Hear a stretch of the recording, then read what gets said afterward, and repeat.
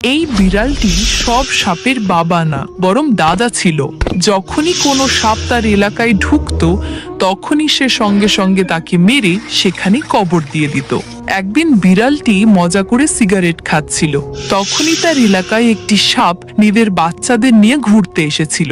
বিড়াল সঙ্গে সঙ্গে দৌড়ে যায় এবং সাপটিকে মারতে শুরু করে।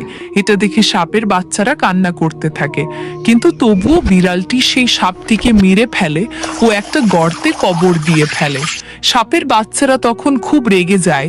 এরপর তারা গোপনে প্ল্যান করে এবং সেখান থেকে বাড়ি চলে যায়। কিছুদিন পর সাপের বাচ্চারা আবার ফিরে আসে এবং বিড়ালের কাছে ক্ষমা চায়। বিড়াল তাদের মাফ করে দেয় ও আদর করে তাদের নিজের বাড়িতে নিয়ে যায় এবং নিজের স্ত্রীর সঙ্গেও পরিচয় করিয়ে দেয়। স্ত্রী বিড়াল তাদের খুব ভালোভাবে আদর যত্ন করে খাওয়া দাওয়া করায়। একদিন বিড়াল যখন কাজে বাইরে চলে যায়, তখন বাচ্চা সাপগুলো স্ত্রী বিড়ালকে পুরো ঘটনা খুলে বলে। স্ত্রী বিড়ালের এটা বিশ্বাসই হয় না, তাই সে দ্রুত গিয়ে মাটি খুঁড়তে শুরু করে ও কিছুক্ষণের মধ্যেই সে সাপের মৃতদেহটি খুঁজে পায়। এটা দেখে স্ত্রী বিড়াল খুব কষ্ট পায় ও কিছুক্ষণ পর বাড়ি ফিরে আসে। বাড়ি এসেই সে নিজের ঘর থেকে বন্দুক বের করে ও সেই বন্দুক সাপের বাচ্চাদের হাতে দিয়ে দেয়।